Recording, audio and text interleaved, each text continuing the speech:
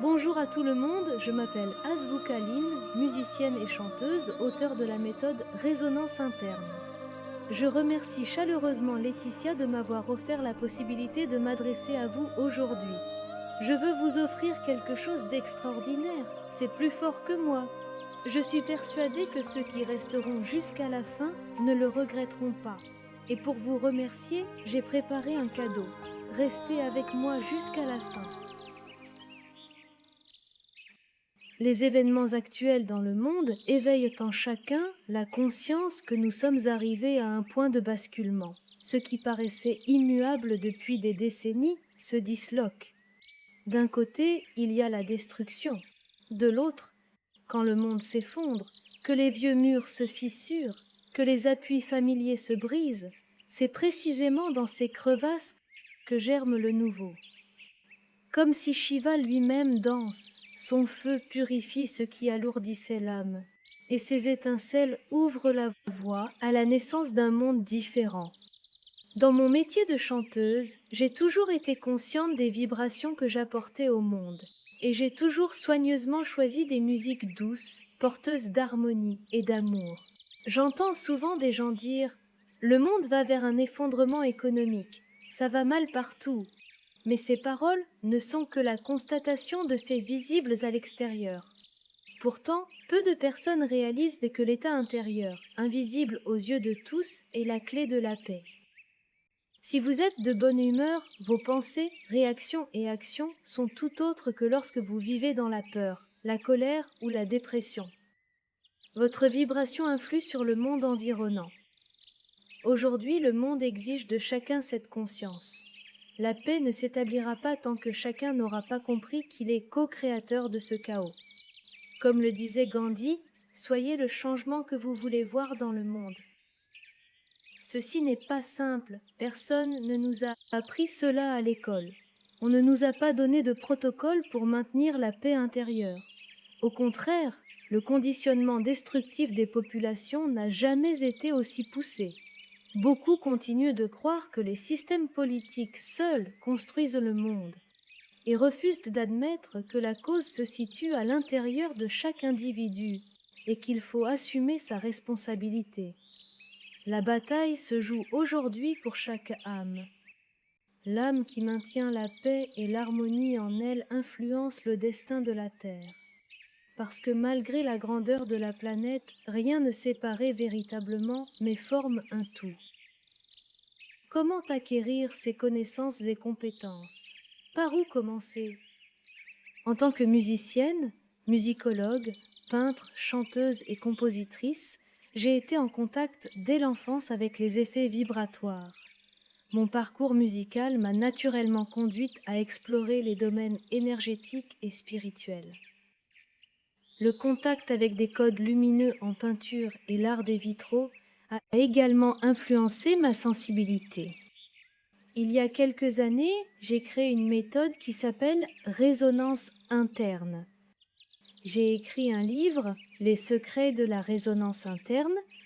J'ai réalisé les formations, restaurer l'énergie, se débarrasser rapidement d'un rhume en une journée, rétablir le sommeil et vaincre l'insomnie et l'apnée du sommeil. Donc des méthodes entièrement naturelles pour retrouver la norme originelle. Comment tout cela se rapporte-t-il à mon métier? Je suis naturellement arrivée à ça. Tout artiste probablement ressent qu'il influence ceux qui entrent en contact avec son art. Aujourd'hui, plus que jamais, nous les artistes et ceux qui restent en contact avec les gens, devons nous unir dans cette compréhension et choisir consciemment les sujets de nos créations et les états d'être de paix intérieure. Par la musique, par ce que nous écoutons chaque jour, nous nous accordons à une fréquence et vivons les événements qui lui correspondent. Mon expérience de chanteuse, mon travail de peintre, la méditation et des pratiques quantiques m'ont donné une compréhension précieuse de la façon dont on influence l'harmonie intérieure. D'autres arts participent aussi à la création d'états harmonisants et d'expériences extatiques transformantes. Par exemple, je vous en donne quelques exemples issus de ma vie, montrant comment le contrôle du souffle et la détente intérieure permettent à l'interprète d'influencer son état et l'état d'autrui, et comment l'architecture peut agir de même. Peut-être connaissez-vous la chanson classique Ave Maria de Bach-Gounod. J'aimerais vous partager une observation sur l'état intérieur au cours du dramaturgie de cette chanson. Je devrais préciser que je suis d'accord avec les valeurs des anciens, selon lesquelles une œuvre d'art doit comporter la beauté, la bonté et la vérité. L'art doit contenir une esthétique, la beauté atteinte par le savoir-faire, et élever l'homme vers la meilleure version de lui-même. Le contenu doit être compréhensible pour l'époque et le public concerné. S'il manque un de ces éléments, l'impact est déformé et on ne peut parler d'art véritable. Si l'artiste n'a pas maîtrisé son art et limite son geste à un coup de pinceau pour créer n'importe quelle abstraction conceptuelle valorisée par une idée mentale, cette œuvre n'est pas de l'art mais seulement son expérience personnelle.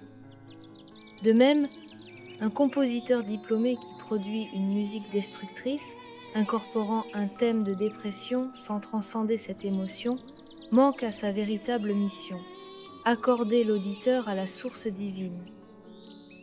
Le chant était, en Grèce antique, le sommet des arts. Dans le chant, le souffle est l'intermédiaire entre visible et invisible, entre esprit et matière. Associé au son, il devient une source de création et influe sur la réalité. Aria signifie l'air en grec, donc maîtriser l'art vocal, c'est maîtriser le souffle et l'air. Il existe certaines difficultés et exigences techniques dans l'exécution-interprétation de l'Ave Maria. L'œuvre est d'abord basée sur la première prélude de Bach, du premier livre du clavier bien tempéré, à laquelle Gounod ajouta des paroles. Ayant travaillé 13 ans comme accompagnatrice de chanteurs d'opérette, je sais par expérience que, sous son apparente simplicité, cette pièce est exigeante. On la chante généralement quand la voix est déjà réchauffée. Sa difficulté tient au fait que la progression mène à une note culminante avec de courtes plages pour respirer. Les larges intervalles exigent des inspirations plus profondes, mais la vitesse ne le permet pas. Si bien qu'à l'approche du point culminant, le chanteur risque d'inspirer trop profondément et de transformer la note aiguë en cri, la rendant tendue, sans beauté ni émotion. L'exécution devient une démonstration technique réduite à l'atteinte d'une note, au détriment de l'état émotionnel et du sens de l'œuvre. Plus le tempo de cette pièce est lent, plus le rendu est beau. Par contre, il exige plus de maîtrise de la voix. On a tendance à accélérer et à en effacer la beauté. Le défi pour le chanteur est paradoxal. Ne pas inspirer davantage, mais réduire la prise d'air. Pourquoi ? Une inspiration profonde déclenche le stress dans notre corps et dans la psyché des auditeurs. Nous vibrons sur un mode d'alerte. Seule une calme paix intérieure, une détente émotionnelle et la présence à la beauté de chaque phrase permettent de chanter magnifiquement et d'installer chez l'auditeur un sentiment de paix et d'émerveillement. L'interprète doit devenir un canal et un observateur, laissant la source s'exprimer à travers lui. Cette chanson en question devient la narration d'une vie entière, un entraînement au contrôle des paramètres physiques, émotionnels et mentaux, aboutissant à un état d'éveil où tout converge vers la plénitude. Je comprends Chaliapine, célèbre chanteur d'opéra de début du XXe siècle, Il écrivait dans ses mémoires que parfois il croyait pouvoir arracher des applaudissements en forçant la voix. Mais le public restait silencieux.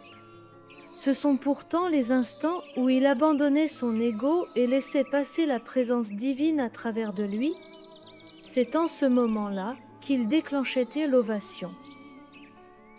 Je souhaite de vous raconter une expérience vécue en Italie.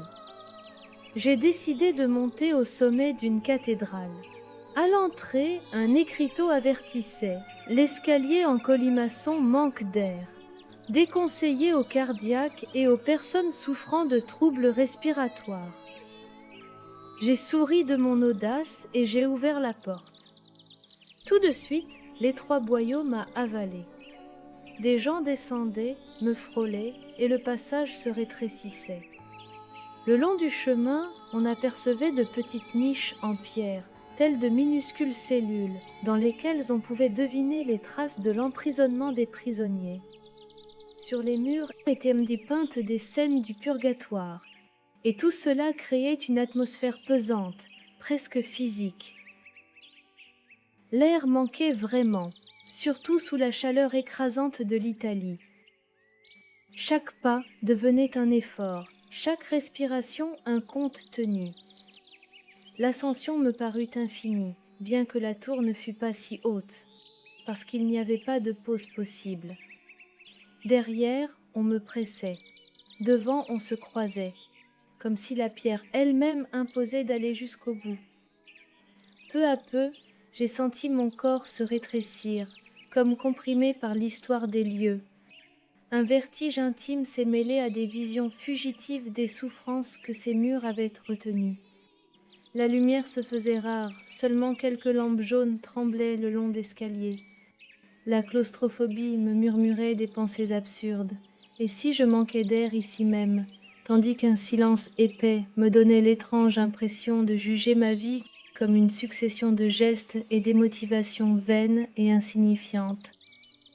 On ne voit pas le sommet dans cet escalier, seulement une route sans fin qui tourne sur elle-même et l'espoir d'une porte. Enfin, la porte qui finirait bien par surgir. Puis, soudain, l'éclat. J'ai débouché et la lumière m'a frappé comme une délivrance. Devant moi s'étendait la ville, un océan de toits bruns de tuiles, des ruelles qui respirèrent la vie. Le contraste avec l'obscurité du couloir était si brutal qu'il en était presque insoutenable. Une stupeur douce, un vertige de beauté. Les mots manquaient. J'étais comme renaissante, sortie d'un tombeau pour un monde plus vaste de lumière. Là, face au panorama, j'ai compris la pensée qui avait guidé ces pierres. L'architecte avait sciemment travaillé la dramaturgie du passage, l'épreuve de l'étroit, la confrontation à soi, puis la révélation lumineuse, pour mener chacun à un état intérieur précis, selon la logique d'une foi qui transforme l'effort en extase. Cela évoque la prélude de Bach et l'aria de Gounod. Deux plans se répondent en profondeur. En 1853, Gounod fit une variation pour violon sur la première prélude en do majeur du clavier bien tempéré. 6 ans plus tard, il y ajouta le texte Ave Maria, moment où l'annonce d'un germe divin est donnée à Marie. La prélude de Bach est comme une graine d'où naît un cycle. Le mot Bach signifie source, une coïncidence pleine de poésie et de magie. Au conservatoire, on demandait obligatoirement de chanter n'importe quelle voix d'une fugue de Bach tout en accompagnant au piano les autres voix. Cela développe une perception polyphonique. Glenn Gould, interprète célèbre de Bach, avait la capacité de regarder 6 téléviseurs simultanément parce que l'exposition à la polyphonie modifie le fonctionnement cérébral. Bach a codé son nom dans la musique, comme le firent de plus tard Rachmaninov, Shostakovich, Scriabine. Voici la signature de Jean-Sébastien Bach. Elle contient des lettres en miroir, comme dans la polyphonie. Dans la polyphonie, les motifs peuvent être joués dans une sens et ensuite peuvent être joués à l'envers. Certains groupes de rock ont inséré des codes, parfois accusés de contenu satanique, et le public ignore souvent ces manipulations. Led Zeppelin, Judas Priest, Black Sabbath, Iron Maiden, AC/DC, The Rolling Stones, Pink Floyd, Queen ou Prince ont tous fait l'objet d'accusations à divers moments. Aujourd'hui, la scène musicale contemporaine programme fréquemment, par ses rythmes, paroles et émotions, des instincts animaux, la destruction et la violence. La musique est une mathématique cachée, un langage sonore qui nous influence et programme. Qui connaît la nature des ondes sonores, de la lumière et des éléments, celui-ci détient des codes de création universels que maîtrisaient auparavant les Atlantes et les Lémuriens. Ces codes appartiennent aux initiés. La majorité ignore la puissance du son et de la lumière. L'art a pour mission d'élever la conscience des gens et de les accorder à l'harmonie du Créateur. Plus le canal humain est pur, moins il y a de distorsion. En accordant votre canal sur la fréquence de la source, vous pouvez raisonner avec l'état des talons et influencer le monde. La paix régnera quand au moins 60% de l'humanité s'accordera sur cette fréquence. Notre tâche collective est de maintenir cet état. Vous me direz, ce ne sont que des mots, faciles à dire mais difficiles à faire. Je vais donc présenter ma méthode, résonance interne. Elle contient des pratiques d'ajustement, d'abord du corps physique. L'élaboration de cette méthode m'a demandé des années de recherche. En menant une vie axée sur diverses pratiques de bien-être, j'ai remarqué que cela améliorait ma vie, mais ne m'apportait pas suffisamment de stabilité. Il manquait une pièce au puzzle. Ce n'est qu'en étudiant scientifiquement la respiration que j'ai trouvé cette pièce manquante.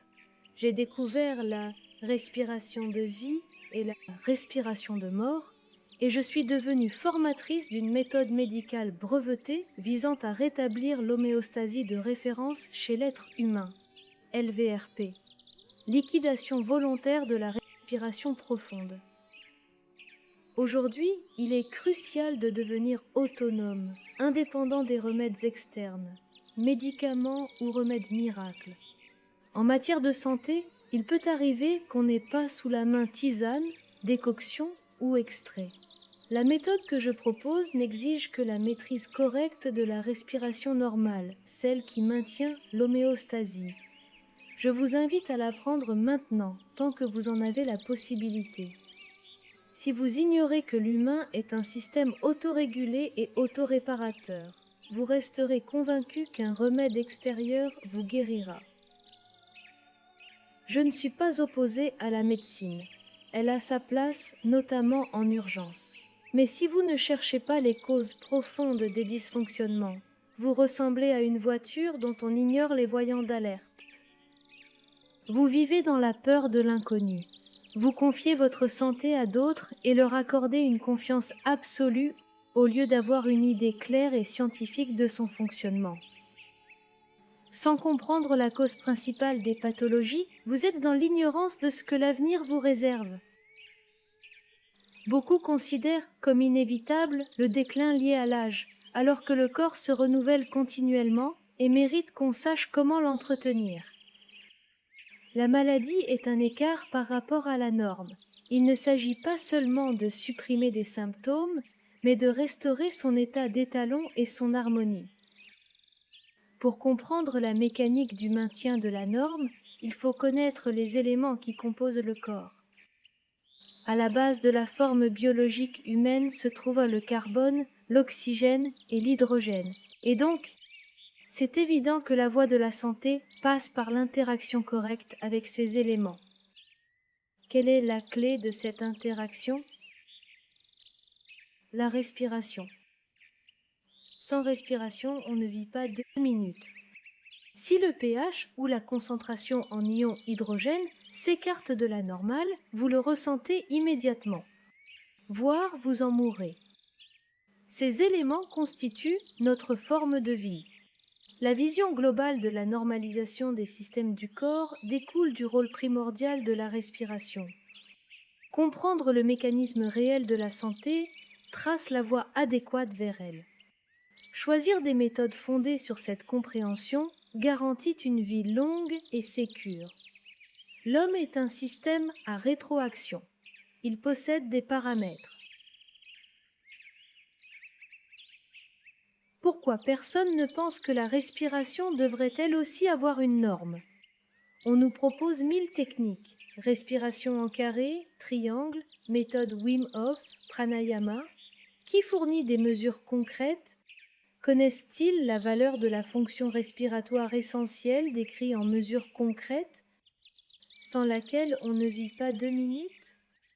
La carence en CO2, en dessous de 46 millilitres de mercure dans les poumons, entraîne progressivement la rupture de votre machine. À 24 mm de mercure survient la mort. Pourquoi? Le système de transport de l'oxygène repose sur la loi de Bohr. Une diminution excessive du CO2 par hyperventilation fait que l'hémoglobine ne libère pas l'oxygène aux cellules, le maintient lié.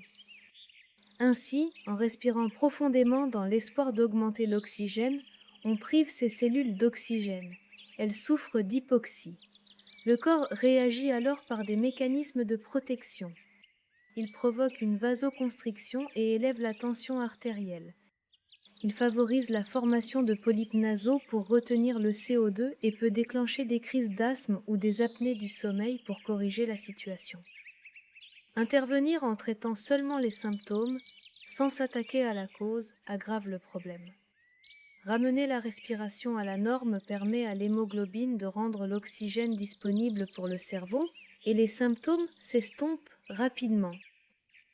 Cette découverte remonte à 1952. Elle a été brevetée et appliquée avec succès dans divers pays, mais elle a peu à peu été oubliée. Ces résultats reposent sur un exposé scientifique rigoureux et des mesures vérifiables. Comment mesurer la respiration chez vous sans un appareil sophistiqué? Par la pose de contrôle. Si vous souhaitez connaître votre position sur l'échelle, vers la normale ou vers le risque, nous pouvons la mesurer ensemble. Tenez-vous droit et détendez-vous. Assis, détendu, après une expiration normale, pincez le nez jusqu'au premier besoin d'inspirer. La durée de cette pause indique votre niveau par rapport à la norme.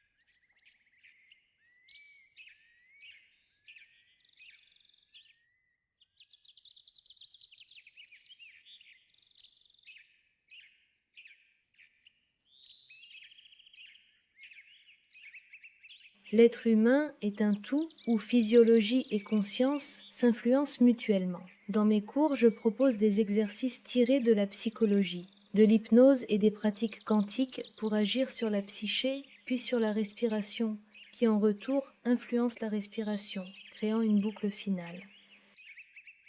Que dire des yogis qui prônent la respiration profonde? Les yogis ne maîtrisent pas la physiologie respiratoire ni la loi de Bohr. Certains maîtres sont morts prématurément de maladies graves. Cela invite à la prudence et à l'examen critique. En tant que chanteuse pour qui la respiration est centrale, j'ai étudié la physiologie respiratoire et obtenu un diplôme de formatrice sur la liquidation de la respiration profonde.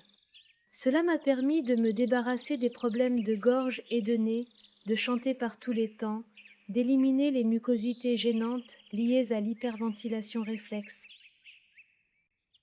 J'ai aussi des exercices d'urgence pour normaliser rapidement la respiration.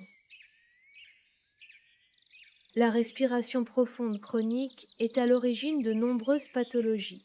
En éliminant trop de CO2, elle alcalinise l'organisme, favorise les allergies, les rhumes à répétition, les dépôts calcaires et même la croissance anormale des tissus.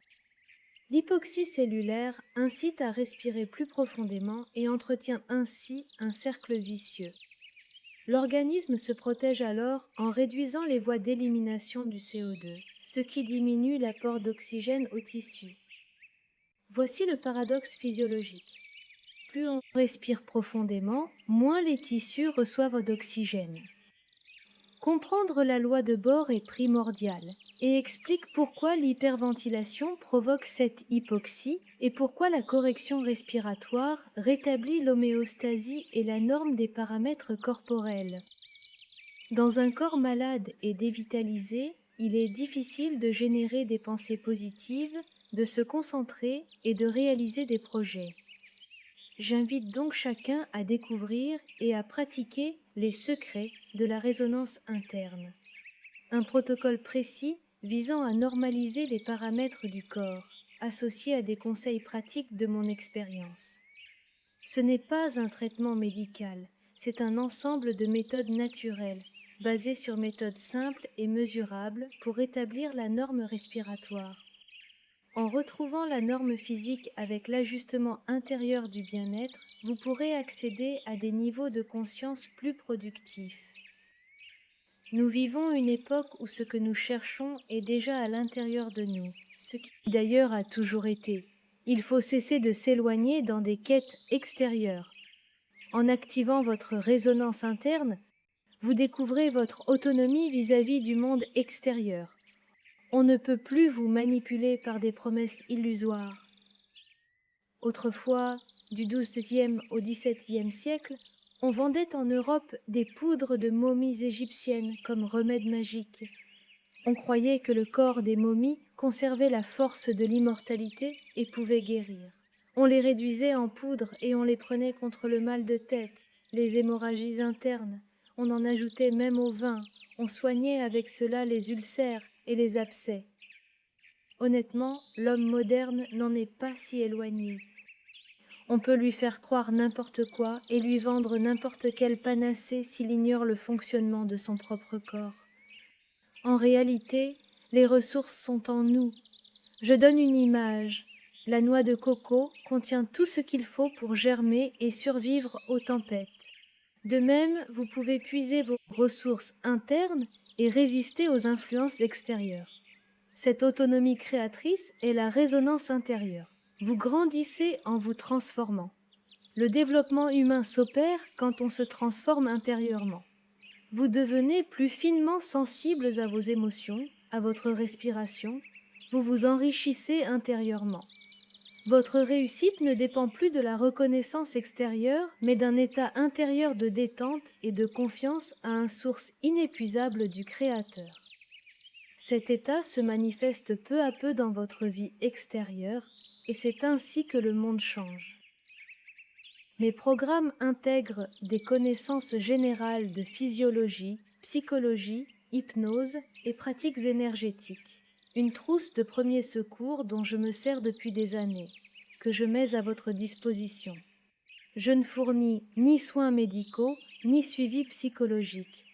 Je me contente d'indiquer une voie. Je consacre une partie importante de mes cours à la création d'états, à leur pratique, car ce sont eux qui interagissent en permanence avec la physique. Posez-vous la question, que voulez-vous réellement ? Si vous répondez argent ou une voiture ou une famille, une illumination spirituelle, vous n'êtes pas tout à fait juste. L'argent procure l'état de satisfaction des besoins de liberté, la voiture l'état d'autonomie de déplacement, la famille l'état de sécurité et de proximité. La fusion avec la source relève du besoin de spiritualité et de proximité avec le Créateur. Ces choses ne sont pas la source du bonheur. Ce sont les états qu'elles évoquent qui procurent la satisfaction. Savoir cela c'est refuser d'être victime d'une quête continue du bonheur qui ne se comble jamais. La musique et le chant stimulent les états vibratoires. À tous ceux qui m'ont écouté jusqu'au bout, j'offre une méditation pour harmoniser les chakras enregistrés à 432 Hz. Elle utilise des syllabes sacrées, bija mantra ou syllabes semences, qui n'ont pas de sens lexical, mais portent une vibration. Ces bijas sont associés aux chakras selon la tradition yogique. Comment pratiquer? Répétez mentalement ou vocalement la syllabe en focalisant l'attention sur la zone correspondante pour sentir la vibration et harmoniser l'énergie dans chaque chakra. Ma manière de chanter repose sur une respiration exclusivement nasale. Même écouter avec une visualisation de lumière peut vous accorder. Je vous remercie encore tous d'avoir été avec moi. Vos commentaires m'intéresseront beaucoup. Ceux qui souhaitent en savoir plus sur les secrets de la résonance interne peuvent suivre le lien pour découvrir comment accéder aux cours et aussi télécharger le cadeau sur l'harmonisation des chakras.